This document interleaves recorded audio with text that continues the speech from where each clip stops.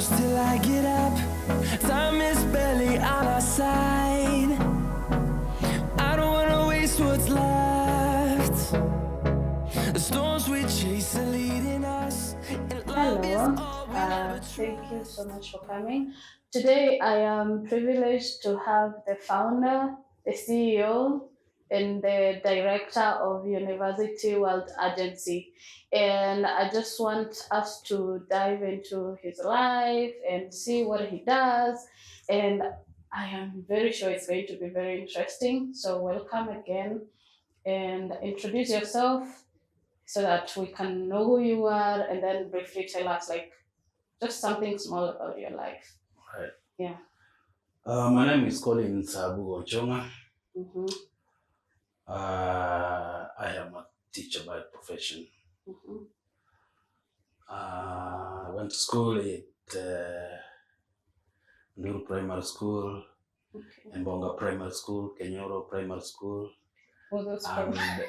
Kyogo Primary School, yes. Why so many primary schools? I was following education, yes. And ultimately I ended up at Nuru Primary School again. Mm-hmm. Then I proceeded to Nyamawa Boys High School. Mm-hmm.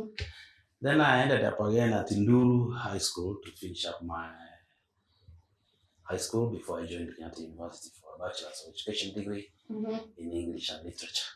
Okay, that's good. Yes. Oh, I'm a father of a number of children. a number. Yeah. Okay. And they're just about to wind up being in school. Okay. Yes, they're doing their final university years. Okay. Yes. So thank you very much for having me. Mm-hmm. And Welcome. I believe that we are going to have a good time Mm-hmm. sharing information, Yeah. transferring knowledge, Mm-hmm. and simulating skills Yeah. as we go along. Yeah. Yeah. Thank you very much. So welcome. Mm. I've been following you up and I've seen a number of things you're doing, the shows that you've been doing. But right now, like we're going to talk about those things, the show, the things that you've been doing. Yes, But yes. now, like specifically right now, I want us to discuss about University World Agency. Yes. Like what is that to you and what do you do? Mm. Yeah. All right. Universal World Agency is an agency that engages in student mobility, Okay. labor mobility, Mhm. and skills mobility. Okay. Meaning you connect students to study opportunities, Mm-hmm. and people want to work, you connect them to job opportunities, Mm-hmm. and people want to acquire some skills, Mm-hmm. you create platforms or engagements which helps them to access these skills. Mm-hmm. This organization was actually started in the year 2005. Okay. So next year we are celebrating 20 years of existence. Yeah. Okay. And the Nice. motivation behind this, because I know somewhere it will come up, so let me just help you. Mm. I was employed in January 1997. Okay. Teacher number 75028. Okay. So I worked in Musuzu Secondary School in Vihiga County now, that's in Western Kenya. Yeah. And then I ended up being transferred a year and a half later to a school known as Kenyoro in my Kisii County. Yeah. And then somewhere along the way, I had the bug or the urge or the bite or the desire or the push to seek advanced education in a foreign country. Okay. I ended up settling on the UK. That's good. And I went to get information on how I would get there. So I made the application and I went for visa. Suddenly I went for the visa a day after there was a bomb blast in America. So you can imagine how the world was conscious, and especially those embassies. But anyway, I was lucky to get the visa in under 11 seconds. He said, you just come for it at 3 o'clock. Okay. Yes. Yeah. So, and I believe it's because I was a teacher, because I think that time they had a teacher shortage in England. So you'd go there as you study, you're teaching. Yeah. So when I went, I landed at the airport of Gatwick. I didn't know where to go. I had the equivalent of 50,000 in my pocket. okay, someone was coming to pick me, but I didn't know where to go to because it's the second time I'm at an airport and an advanced airport at that. Yeah. And someone came for me from a town known as Luton. I ended up in Reading, where I was supposed to go to university. Okay. And then the whole hassle looking for a job, the menu of jobs, taking care of people, washing dishes in hotels, such like. And for a while, it was such a bite. In fact, after 2 weeks, I called my uncle and said I wanted to come back home. Even up. Yeah, and there were no mobile phones. Yeah. So I called him on landline. He was a C.E.O servant. And I told him, I don't think I can cope with this. I want to come back home. So he told me, let me speak to your father. I'll get back to you. I'll write you a letter. And letters would take like a month. By that time, basically, I had gotten used to it. I was traveling, going to school, looking for a school, working, and I left here thinking I'm going to buy a Volvo the next day, like a stereo, music, something. Yes. You can imagine. Yeah. So after maybe another day we'll talk about my time there, but after I came back to rejoin my family and then my life. So you came back, like the letter, he replied to you. I know by that time, I told him I think I've got the hang of it. So you called back? Yeah, I called back after a while. And I told him. I think I'll stay. Yeah, I might let me stay a little longer. Okay. Yeah. In fact, because you're taking me back there, while I was in London, in some church organization that was getting me a college that was a little cheaper than the university took me, I got a call. I was told that, Collins, you have a job at the Oracle Business Center. Okay. Oracle is like the Silicon. Yeah. Okay. So you reach there on Monday morning.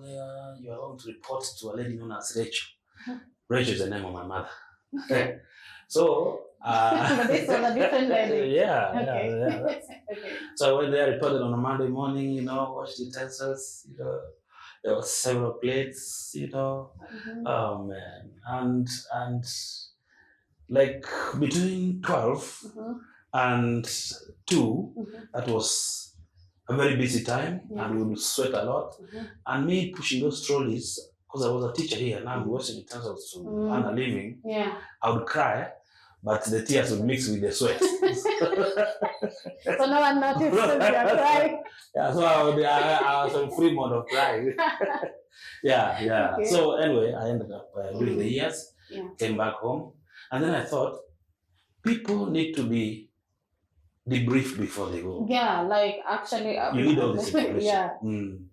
So I went and registered in Universal Agency. Okay. So that whoever wanted to go anywhere for anything, especially out of the country, you needed to access some information before you leave. You needed to be debriefed. You needed to be a possibility to handle what comes with it. Yeah. So that's why I formed it in 2005. That's a journey. It's been a journey. Yes. So I would say like you were lucky, like based on these times, like because I've had so many stories. People have been scammed. Like so many, there are so many ugly stories about going abroad. People go there and they realize like what the information they had before was actually wrong. And like according to what you're even saying, you also experienced maybe something similar, but at least you got lucky. Now you beginning the agency. How do you ensure that your agency stands out? Because like people actually have no idea which one is the real, it's a real agency, and which one is a scam. Yeah. The first thing is that I'm a teacher. And the DNA of our teacher is that we hardly mislead and we don't want to scam people. Okay. Yes. Okay. But most importantly, I understand what you are saying. Yeah. But there is always the flip side of it. When you make people pay, they believe when they are paid, they want to get everything irrespective. Yes.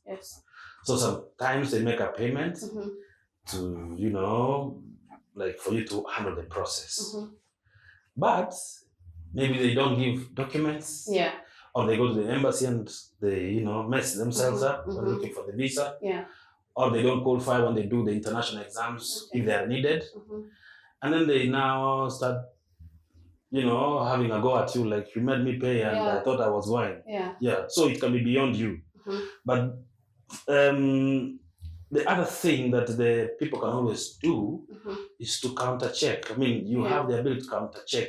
You guys have the ability to be very lucky now because you have access to your everyday available friend in the name of Google, which is what I wanted to be. For those who want to go, like you come and we give you information on everything, lifestyle and everything. But you can always counter check and always take your time before you remit the money, talk to the person once or twice or thrice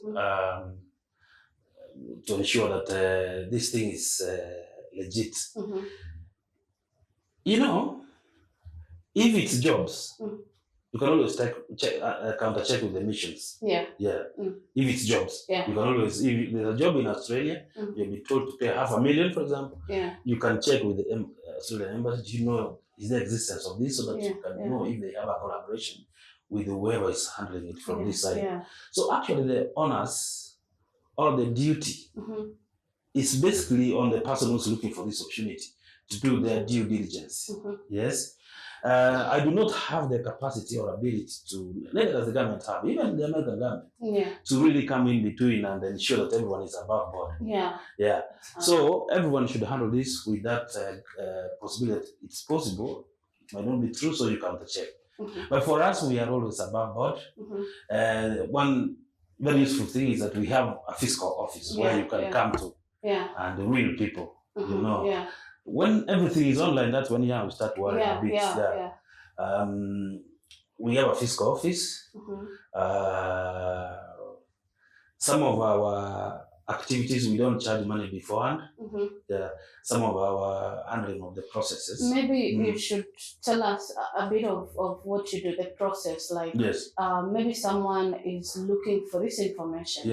And they are like, I don't know, I've tried online, I've tried Google, but like most of the times you when you Google, you find like you get emails like from different universities maybe, or even like places of work, but then like you are not sure if they are real or they are just scams. So like for you in your agency, like what is the process for someone who wants to go study abroad or work abroad? What is the process? When a person has had sufficient interest,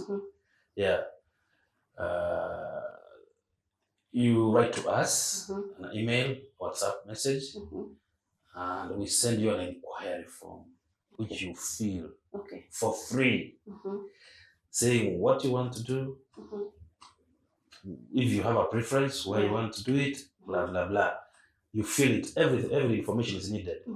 What is your financial status as at that time? Then now we send to our partners. So they look at the universities with that specific course that is aligned to your qualifications and your interests, and then where you can afford it. Then we give you like 4 or 5 choices. From there now you make us, you select which one you want from there. Because we deal with over 2,000 universities in about 5 destinations like the US, Australia, UK, South Africa, and India. Just to remember a few offhand. And we wouldn't be checking every university. It becomes a very different thing, especially if we have a big number of students, as we expect to do after the exams of this year. So what we do, to cut the long story short and the talk shows, because we also talk to people forever for hours and they don't pay. And we have staff and offices to pay. So we meet midway. You have interest? Yes. I have the information. Fill in this form, send it to me. I send it to our partners. The bracket of where your fee might fit. Then they send it back to us, then we share it with the interested applicants. As at that time, no one is required to pay anything. As at that time. Actually, it's after that we ask the person to pay $100 as commitment fee for us to continue, but it will reflect in the fees when they have succeeded to go. It will be minus from the fees that they will pay the university. So basically we are like doing it for free for the applicant, though now with our partners, they always see a way in which they can reimburse. Yes. Okay. Yeah. So we don't levy directly Mm. to the, to the applicant. However, if there are any exams to be done, I think then the applicant is always advised to contact the agents offering the exam so that they can be guided accordingly in terms of what it will cost, when it can be done, and from where. Okay. Yes. That is, I think you should, you will provide the email, and Yes. then we will just provide to the people who might need information. They can reach out to you, and then you will be able to help them using the email. So okay. Yeah. Yeah. Okay, so your agency stands out. You've been doing a good job, and so far, like, I don't know if I should ask, like, from 2005 to this point, like, how has the I can say the process, and also like how has it been for you running this agency? Now, in fact, I talked about the last thing that we got to do. Now let me go to the start. Okay. The beginning. Okay. Yes. Yeah, because we always have this question that where I don't know where to start. And someone is always advising, start at the beginning. Yeah. Start at the beginning. Yeah. Like what has been happening. Yes, like, yes. Yeah. So after we registered, yeah, I discovered there was a British Council.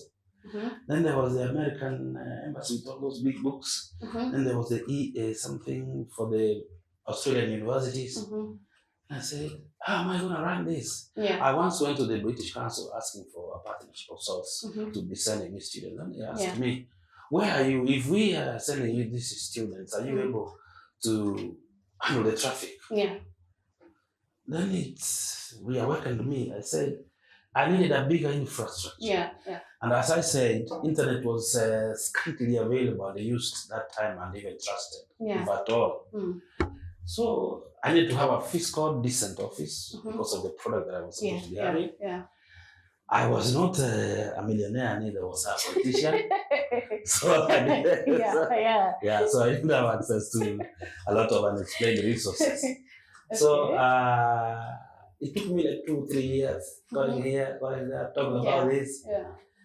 And in 2008, I had not established an office, but I kept writing for the newspapers. It's not a newspaper on what it took to be a student out there, how you work to supplement, what are the current dynamics, as I understood them. Yeah.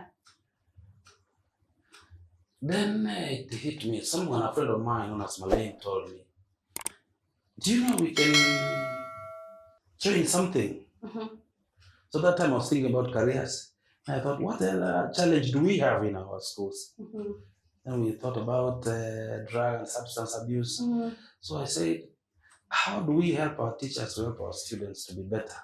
Yeah. So that they can be able to access these education opportunities here and abroad. Yeah. So we look at careers, we look at social ills or hurdles that students face in schools. Yeah. And there are millions of students in our schools. Yeah. How do we reach them? Yeah. We use the lever, the conveyor, the teacher. Okay. We talk to the teacher to reach the students. Yeah. So we build the capacity of the teacher to reach the students. And therefore, the trainings in the name of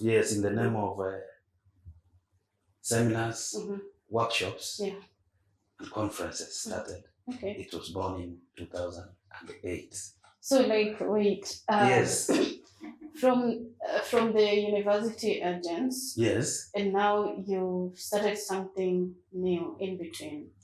How was that supposed to help you get the students to study abroad?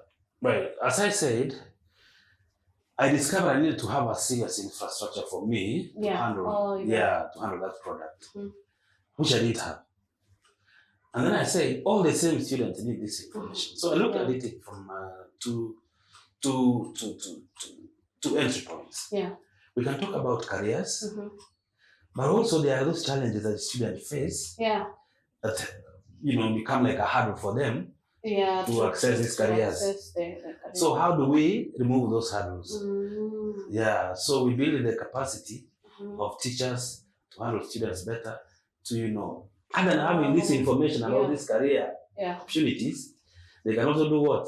The hurdles can be removed. Yeah. Later, actually, after we talked about the problems with the drug and substance abuse as a hindrance, we said students also fail subjects. Yeah.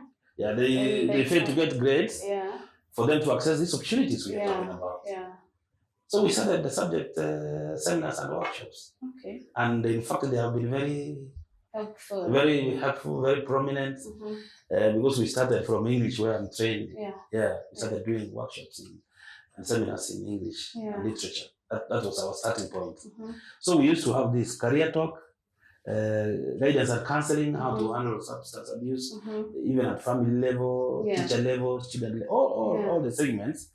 And then, of course, critical subjects or integral subjects. Yeah, we also sharpen teachers around those areas so that students can benefit. Ultimately, when the students get good grades, naturally, they will come and look for this. Definitely, Yes. I think it was a good. Yeah, so it's still within the realm of universal agencies. We generate information, make teachers meet. Beyond me, that is, they become a melting pot of ideas, of information, of skills. We share them, then we sambaza. Okay. So there are schools out there, or there are students, or even teachers, because like it's about work and also study. And like they say, education is not something you can say like, to this point, I think I'm done. So if anyone can have access to this. Yes, of course. So I want you to just tell people like how to get you, your services, and where you are located and everything. Yeah, so that when they need this help, if they want to meet you like physically, they can meet you. If it's about also talking online maybe, but even like before, to get this information, how do they get to you? Oh yeah, I would advise teachers to go online and look for us on www.unworld.co.ke. They can also find our numbers there, but I could give mine, 0727549697. You can WhatsApp me, you can call me anytime, any day of the week, and seek information. And of course, I'll mark down to someone. I will assign one of my staff to contact you and find a way in which we can help. So So by the way, the slogan of our organization is "Teachers are us." Is you or like all of us? I've really been waiting for that question. Okay, sorry. It's coming. It was. Okay. Okay, then I let you run your script.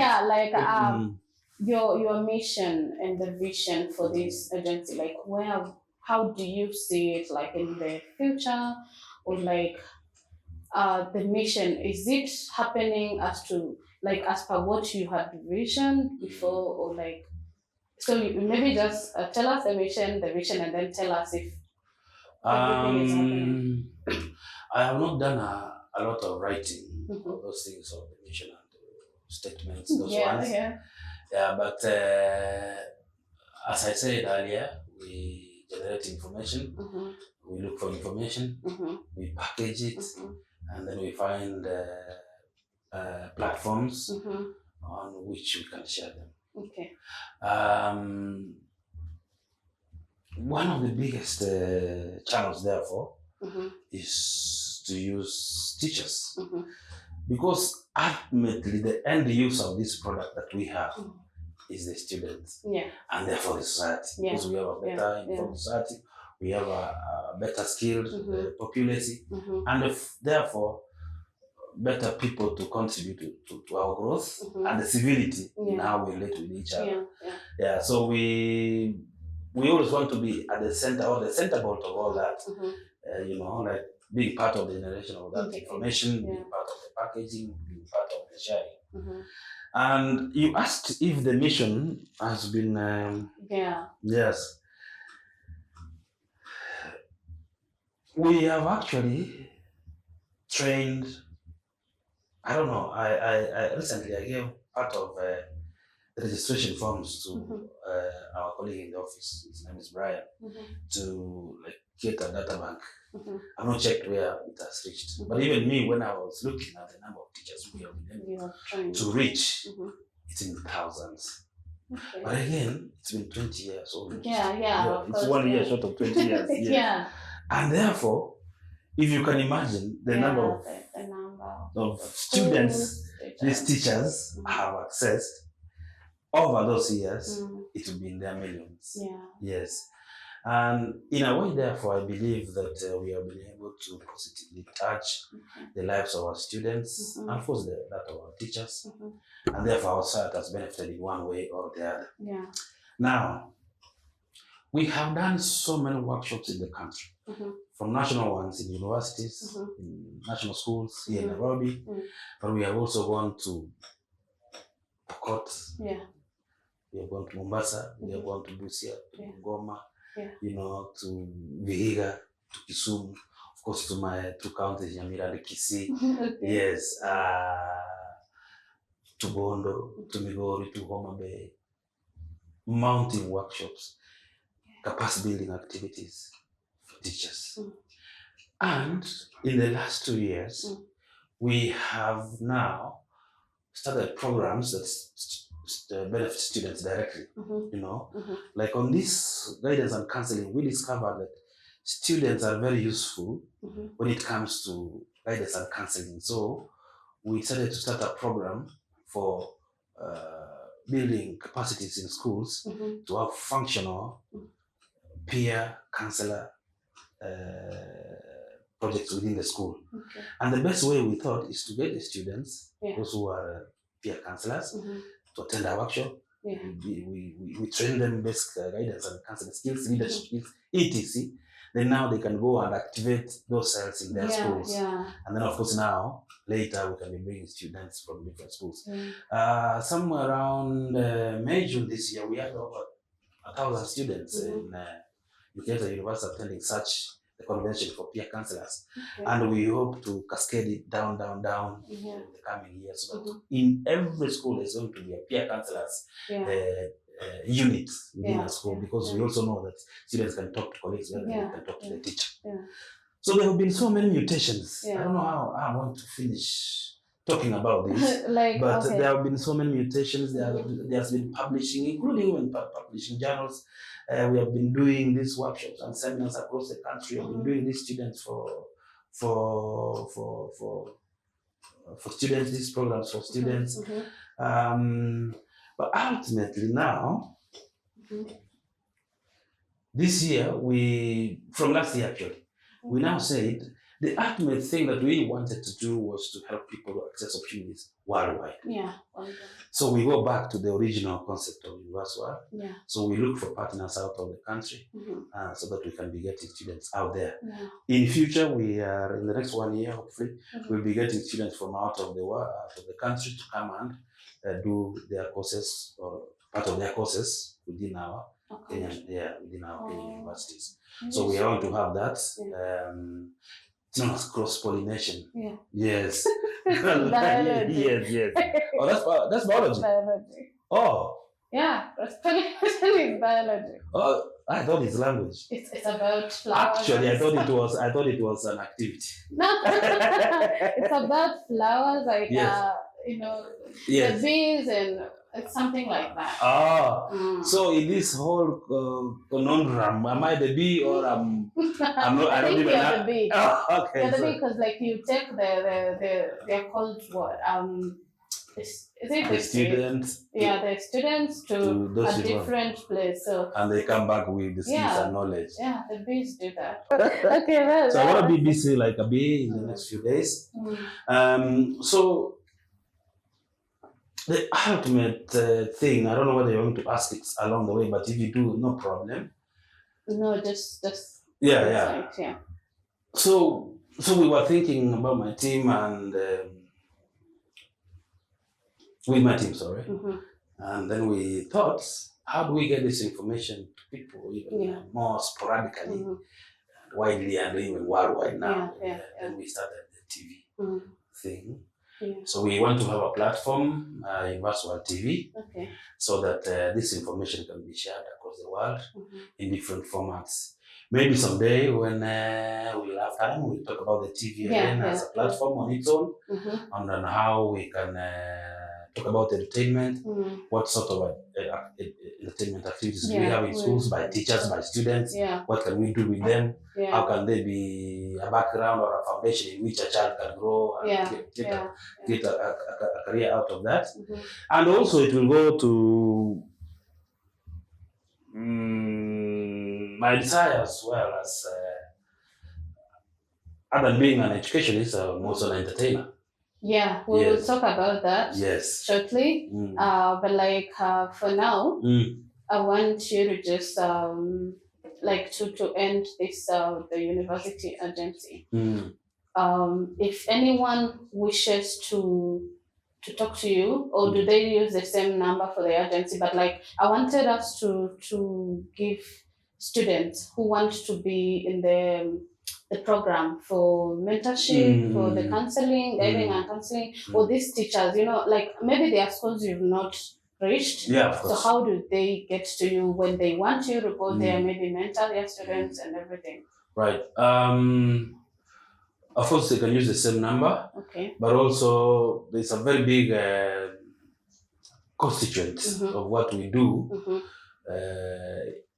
Because when we thought about taking students outside, we thought there are, hiccups again in terms of exams, in terms of meeting the grade. So what do we do? We try to build their capacity at the subject level. How do we do that? We started the Universal Tuition Center, where we teach students where they have problems or challenges, subjects. They are able to be taught so they can get the acquired skills. So we have a study center or a tuition center at Gateway Mall on Mombasa Road, 4th floor actually, and we have 2 sessions. One session is 5 hours. A child can do as many as 3 subjects. And our activities are very intentional.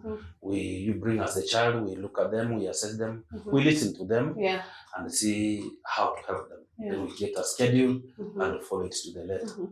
Anytime you are, anytime a parent or a sibling or a guardian or a sponsor is anywhere near Gateway Mall, you can always pop in on 4th floor. You can always find our staff there, and they can be able to speak to you and give you any extra information that you need for you to make a decision to bring your child to our center.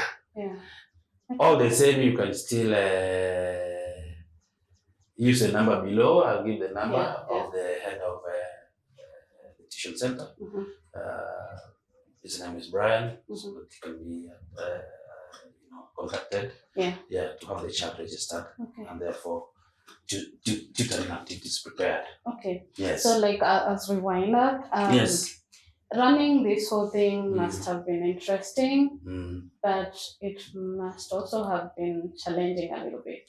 So like if someone wants to start something with them, like would you advise them to do it? Or like what are the challenges that you've also faced, like that just maybe few challenges that have stood out, like you felt like, I think this one if it persists, I'm going to give up. First, before I talk about the challenges,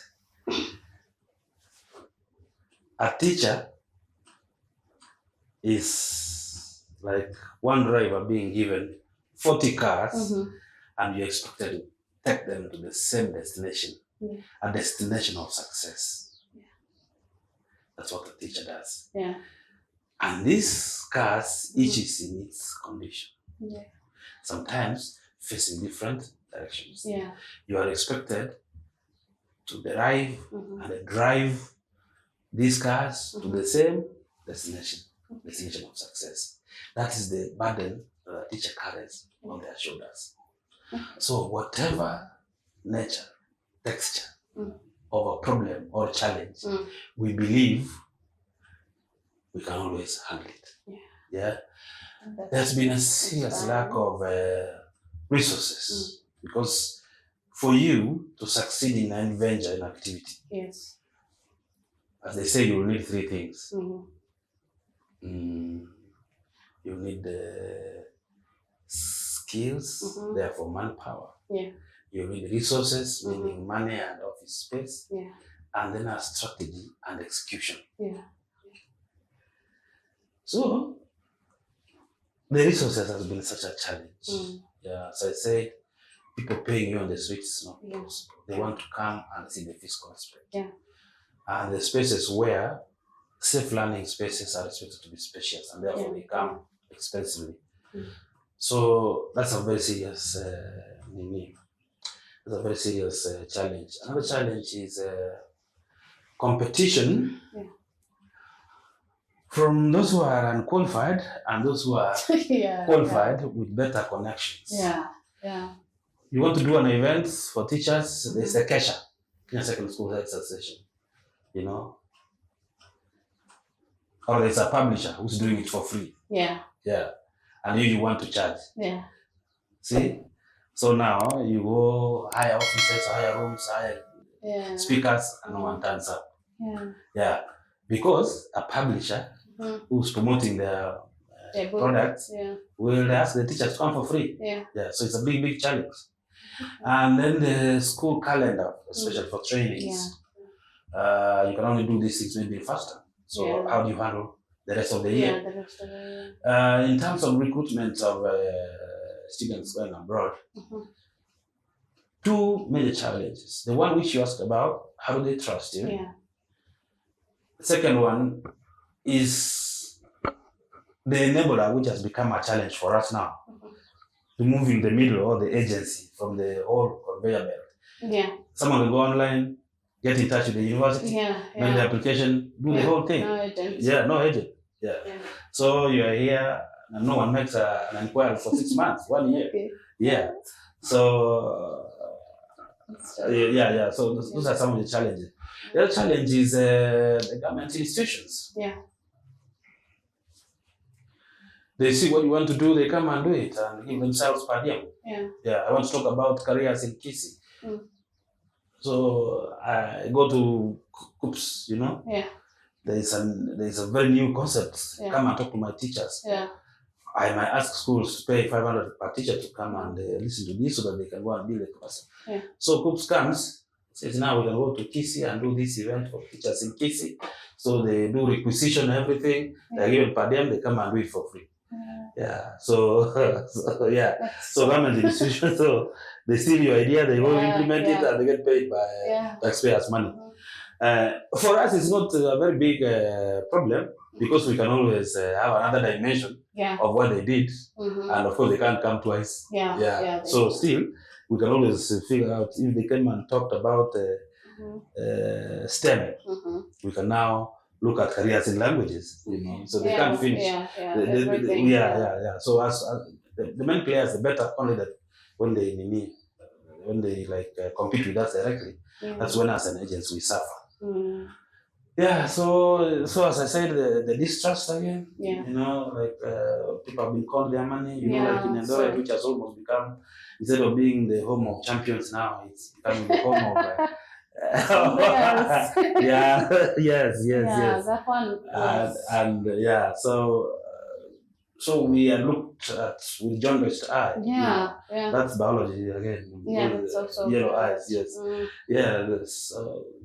So when we are looking for business, when we are pitching for parents, potential clients, we have that in mind that it will take a little while for you to be trusted. So we prepare for that. So the little that we get sometimes we sniff, we don't even bite. so that it can stay. Yeah, Yeah. at sustain you. Yes.